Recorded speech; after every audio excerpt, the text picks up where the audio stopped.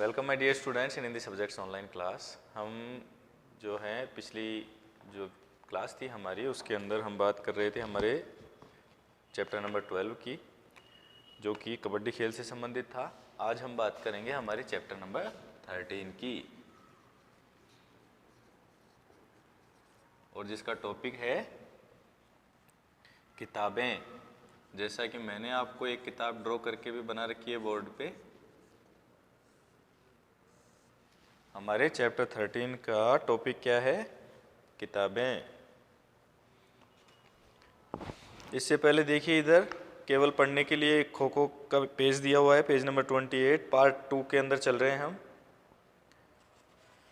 जिन बच्चों के पास पुरानी रीडर है ना, हो सकता है उसमें पेज नंबर अलग हो, तो जो भी आपका पेज नंबर है उस पर आप देखिए चैप्टर 13 से जस्ट पहले।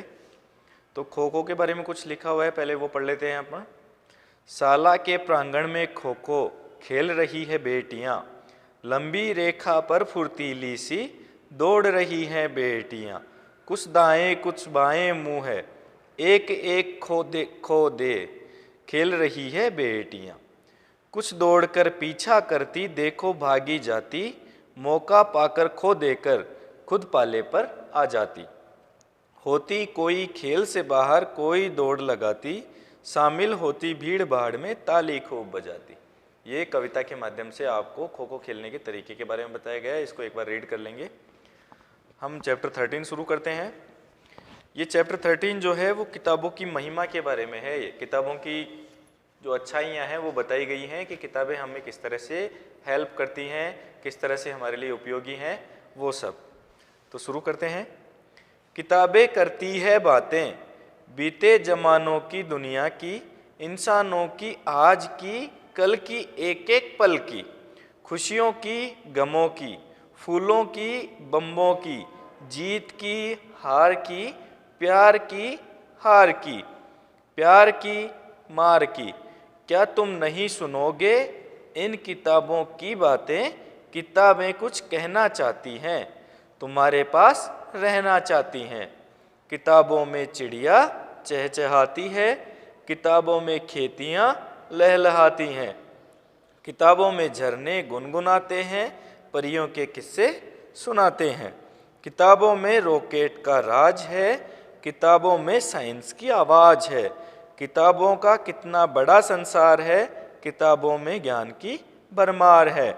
क्या तुम इस संसार में नहीं जाना चाहोगे?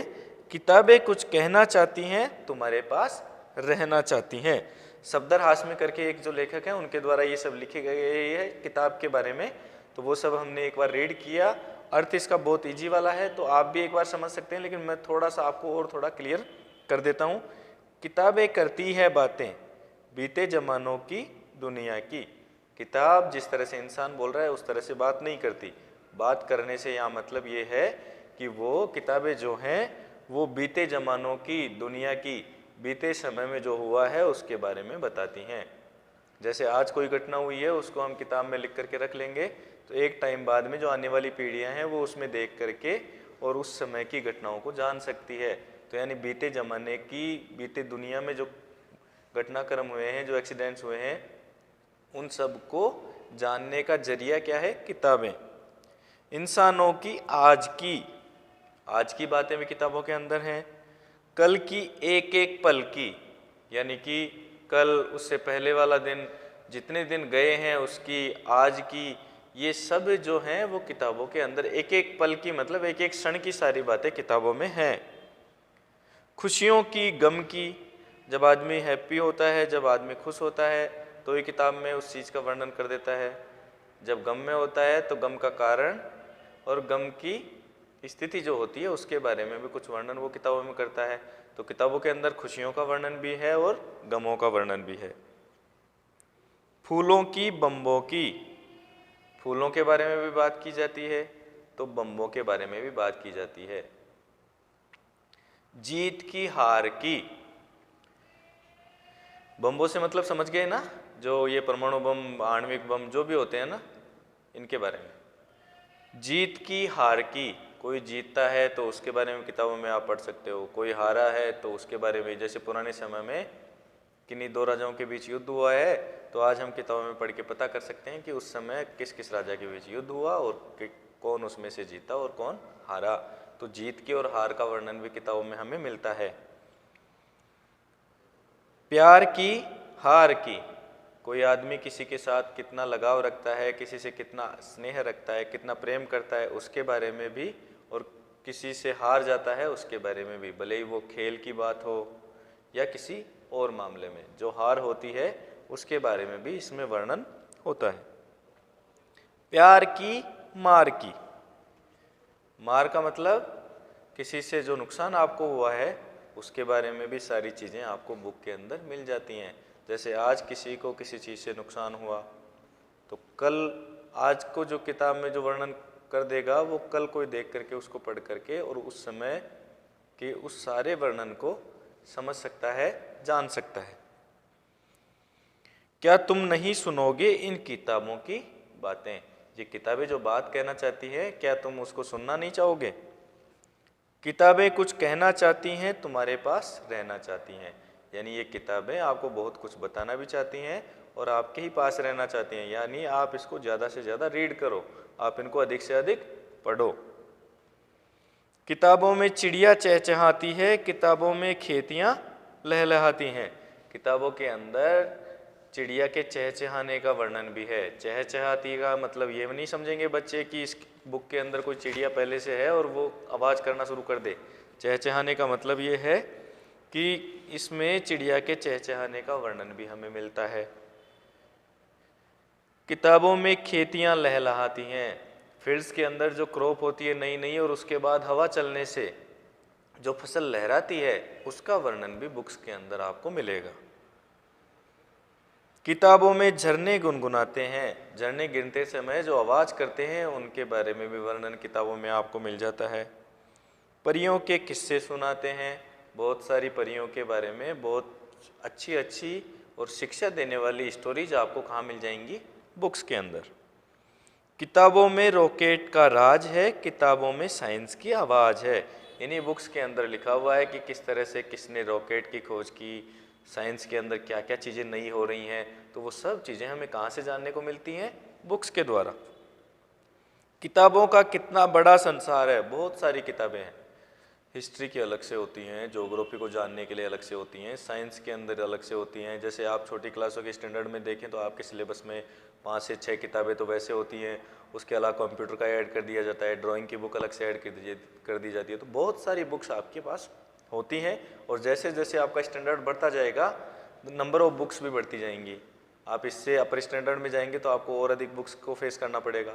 तो हमारे बहुत बहुत ज़्यादा पुस्तकें हैं आसपास में, यानी कि बहुत बड़ा भंडार है।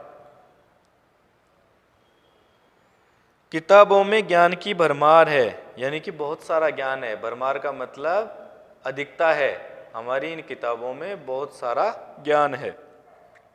क्या तुम इस संसार में नहीं जाना चाहोगे? यानी बुक्स का जो ये वर्ड है ना, उसके अंदर क्या तुम जाना नहीं चाहोगे? किताबें कुछ कहना चाहती हैं, तुम्हारे पास रहना चाहती हैं। ये सारी बुक्स हैं वो आपसे बात करना चाहती हैं, आपको कुछ कहना चाहती हैं, आपसे कुछ सुनना चाहती हैं और आपके पास रहना चाहती हैं। तो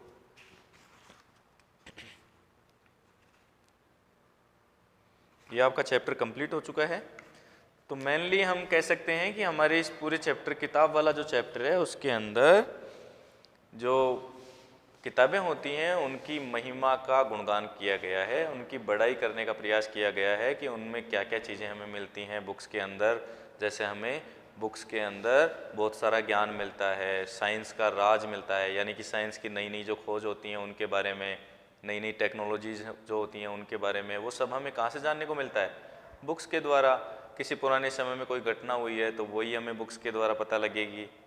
जैसे आज कोई घटना होती है, अगर हमें आने वाली पीढ़ियों को बताना है तो उस घटना को बुक्स के अंदर लिख करके रखना पड़ेगा, ताकि आने वाली जो पीढ़ियां हैं हमारे जो वंशज हैं वो हमारी इस आज की घटना के बारे में जान सकें। जैसे कि हम हिस्ट्री की बुक्स पढ़ते हैं ना, तो हिस्ट्री के अंदर जो पुराने समय में हुआ था वो आज भी हम देख पाते हैं, पढ़ पाते हैं। जैसे अकबर की महाराणा प्रताप से किस तरह से लड़ाइयाँ हुई, अलाउद्दीन खिलजी और रतन सिंह की लड़ाई किस तरह से हुई, हिस्ट्री की चीज़ें हैं। ज्योग्राफी के अंदर आपको जानना है तो ये आपको भारत की स्थिति, राजस्थान की स्थिति, ये सारी चीज़ें आपको कहाँ से जानने को मिलेंगी? बुक्स के द्वारा। इकोनॉमिक्स आपको जाननी है, अर्थव्यवस्था के बारे में जानना है, या फिर विदेशों के बारे में जानना है, तो सभी जानकारियाँ हमें कहाँ से मिलती हैं? बुक्स के से मिलती हैं। तो हमें इन बुक्स से प्यार करना चाहिए, प्रेम करना चाहिए। हमारे जो सिलेबस की बुक्स होती हैं उनको अधिक से अधिक घर पे पढ़ना चाहिए, रीड करना चाहिए, समझने का प्रयास करना चाहिए, और अगर समस्या होती है तो अपने टीचर की हेल्प से और अधिक उन चीज़ों को अर्जित करना चाहिए, ग्रेस्प करना चाहिए, सीखना चाहिए, है ना। तो इस पार्ट से सीखने को हमें क्या मिला है कि हम ज़्यादा से ज़्यादा बुक्स पढ़ेंगे और हर एक सब्जेक्ट को अच्छा बनाएंगे। तो इसी एजुकेशन के साथ, इसी शिक्षा के साथ हम आज का वीडियो समाप्त करते हैं। मिलते हैं अगली क्लास में, जिसके अंदर हम इसके क्वेश्चन आंसर्स के बारे में डिस्कस करेंगे। Thank you.